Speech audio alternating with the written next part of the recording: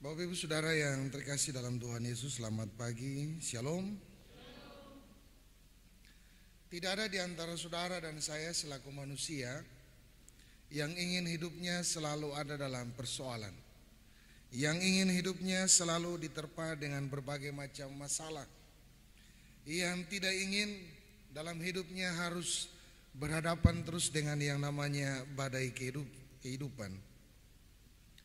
Sebab badai itu dapat digambarkan sebagai guncangan atau hantaman atau terpaan angin yang cukup keras yang bisa memporak-porandakan kehidupan saudara dan saya. Tentu tidak ada yang mau seperti itu. Tetapi ada di antara saudara dan saya, di antara kita yang tanpa kita sadari justru mendatangkan badai itu dalam kehidupan kita. Sebab tidak pernah Tuhan merancang malapetaka, tetapi rancangan Tuhan adalah rancangan damai sejahtera. Berulang kali disampaikan dalam pemberitaan-pemberitaan bahwa setiap persoalan, setiap masalah itu dia datang dan bersumber hanya pada diri manusia. Lalu kecenderungan manusia adalah kembali mempersalahkan Tuhan atas semua persoalan yang terjadi. Bapak Ibu Saudaraku yang terkasih dalam Tuhan Yesus, tidak dapat dipungkiri juga bahwa semua orang termasuk Bapak Ibu Saudara dan saya pernah mengalami yang namanya pergumulan hidup dalam menjalani perjalanan kehidupan yang harus kita hadapi sebagai keluarga, sebagai pribadi, tapi juga sebagai anak Tuhan. Banyak sekali bentuk-bentuk pergumulan, baik itu berhubungan dengan kehidupan ekonomi, baik itu berhubungan dengan kehidupan rumah tangga suami istri, orang tua dan anak-anak, bahkan juga dalam kehidupan kesehatan kita, apalagi di tengah situasi pandemi COVID-19 ini. Ditambah lagi muncul varian yang baru yang sulit untuk dideteksi dengan swab atau rapid dan segala macam. Bapak Ibu Saudaraku yang terkasih dalam Tuhan kita Yesus, orang akan bertanya kenapa ketika corona ini sudah mulai menghilang, orang seolah-olah melupakan bahwa tidak ada lagi corona itu. Orang mulai pawai kiri kanan, jalan bebas sana sini. Lalu tiba-tiba muncul varian yang baru yang mengancam orang. Bukan lagi lewat droplet, tapi hanya duduk bersama pun satu ruangan akan kena. Bapak Ibu Saudaraku yang terkasih, kita akan bertanya, seolah-olah Tuhan itu tidak ada. Seolah-olah Tuhan meninggalkan kehidupan saudara dan saya. Apalagi diperhadapkan dengan persoalan hidup rumah tangga, keluarga, bahkan persekutuan yang kita alami saat ini. Lalu kita akan bertanya, di manakah Tuhan? Seolah-olah Tuhan itu meninggalkan saudara dan saya ketika persoalan ini semakin berat.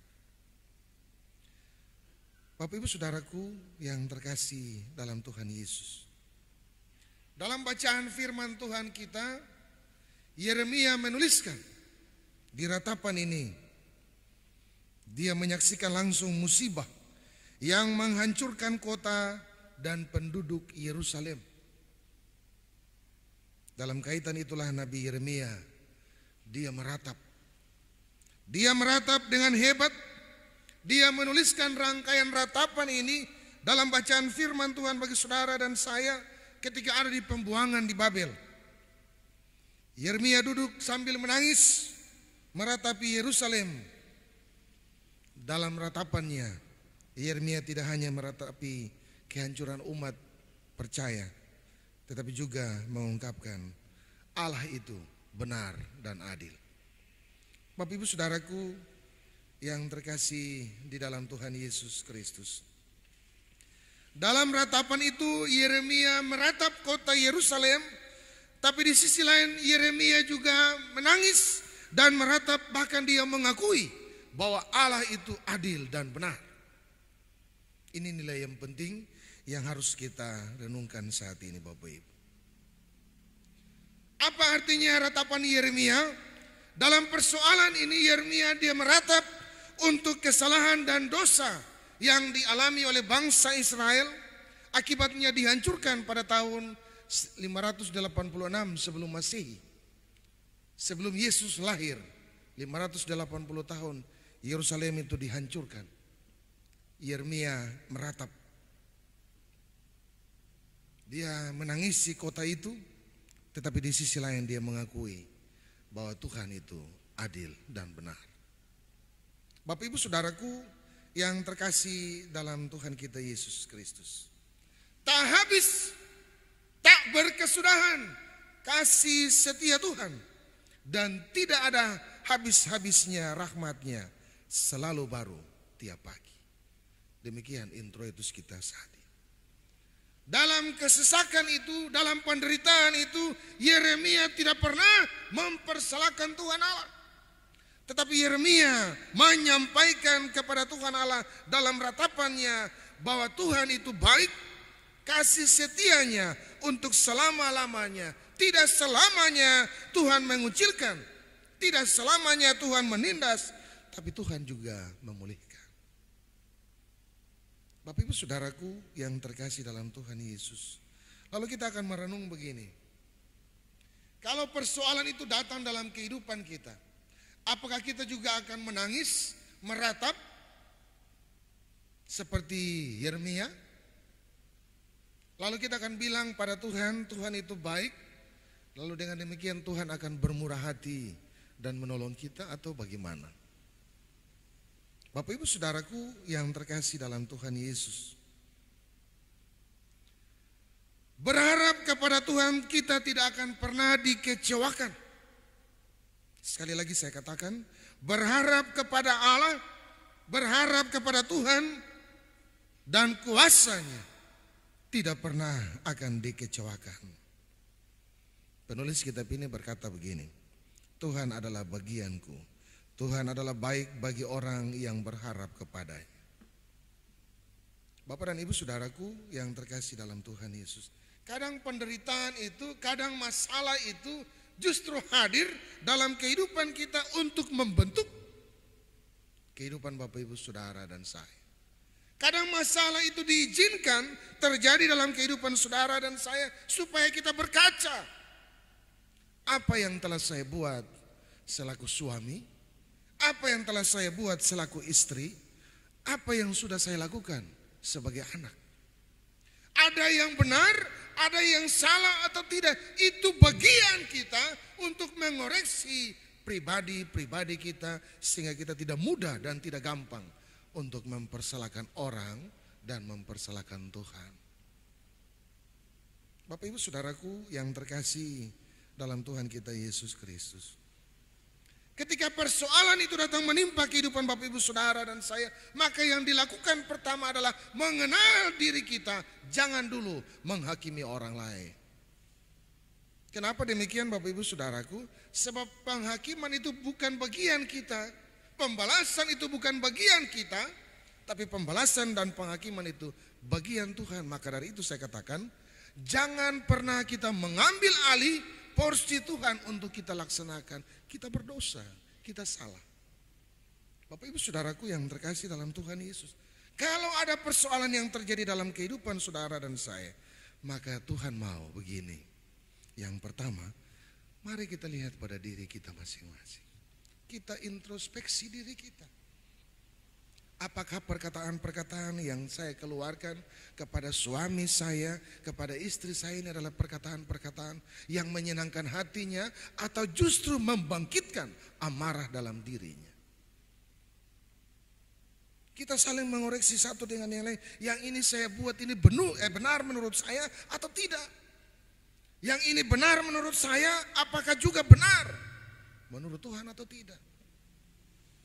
Itu bagian dari introspeksi kita. Sehingga proses ketika masalah itu datang untuk kita dan selesai masalah itu, Tuhan mau dari saudara dan saya adalah kita mendekatkan diri kita dalam pengharapan yang sungguh. Bahwa Tuhan akan menyelesaikan semua persoalan itu bagi saudara dan saya. Jadi untuk apa kita berharap? Kalau masalah itu, persoalan itu sudah selesai, tidak ada yang kita bisa harapkan. Tapi ketika pengharapan itu ada dalam kehidupan saudara dan saya, maka kita meminta sebenarnya Tuhan bertindak menurut cara Tuhan, bukan menurut cara saudara dan saya. Bapak Ibu saudaraku yang terkasih di dalam Tuhan kita Yesus Kristus. Kadang-kadang masalah itu datang bertubi-tubi. Satu ini belum habis, sudah ada satu lagi. Satu ini datang, belum selesai, satu lagi muncul. Apa yang kurang beres? Apa yang belum selesai? Kita akan menjadi orang-orang yang bingung bagaimana menyelesaikan masalah yang begitu banyak, yang satu belum selesai, satu datang lagi. Kebenaran firman Tuhan mau ingatkan saudara dan saya adalah baik menanti dengan diam pertolongan Tuhan. Mengapa baik bagi saudara dan saya diam dan menanti pertolongan Tuhan? Karena dengan diam itu kita tidak melakukan hal-hal yang tidak memuliakan nama Tuhan. Karena dengan diam itu kita meminta intervensi Tuhan berlaku dalam kehidupan saudara dan saya. Bukan kita mengandalkan kuat dan gagahnya kita. Bagian bacaan firman Tuhan saat ini mau mengingatkan kehidupan Bapak Ibu saudara dan saya. Yang menjadi dasar untuk terus menanti Tuhan adalah tidak berkesudahan kasih setia Tuhan itu. Tak habis-habisnya rahmatnya. Jangan menunggu badai ini berlalu. Kita akan terus berjalan dalam badai kehidupan ini. Karena badai tidak datang untuk menyakiti kita, tetapi badai datang untuk membersihkan kehidupan kita yang tidak beres. Itu yang mesti kita ambil sebagai hikmah dalam menghadapi setiap persoalan kehidupan. Di tengah situasi pandemi COVID dengan varian baru yang sementara menghantui dunia bahkan republik ini, saudara dan saya akan terus berjalan menghadapi badai ini bersama dengan Tuhan, menanti supaya tidak melakukan hal-hal yang tidak memuliakan nama Tuhan. Kita taat melakukan protokol kesehatan, kita taat dalam menjaga kesehatan kita, sehingga saya melindungi saudara, saudara juga melindungi saya. Kita saling melindungi sehingga pengharapan kita bahwa badai ini akan segera usai. Nanti Tuhan yang berperkara. Bapak Ibu saudaraku yang terkasih dalam Tuhan kita Yesus Kristus, ingatlah kebenaran firman Tuhan yang merupakan nats pembimbing kita. Tak berkesudahan kasih setia Tuhan, tak habis-habisnya rahmatnya, selalu baru tiap pagi, besar kesetiaan. Tuhan menyediakan segala sesuatu, selalu baik, selalu indah bagi kehidupan Bapak Ibu saudara dan saya. Selalu baru tiap pagi, kesetiaan Tuhan selalu Tuhan nyatakan dalam kehidupan saudara dan saya. Tergantung pada masing-masing kita. Kita berharap, bersandar, mengandalkan Tuhan atau tidak. Semua itu ada pada masing-masing kita. Tuhan Yesus yang punya firman ini memberkati kita dengan firman-Nya. Amin.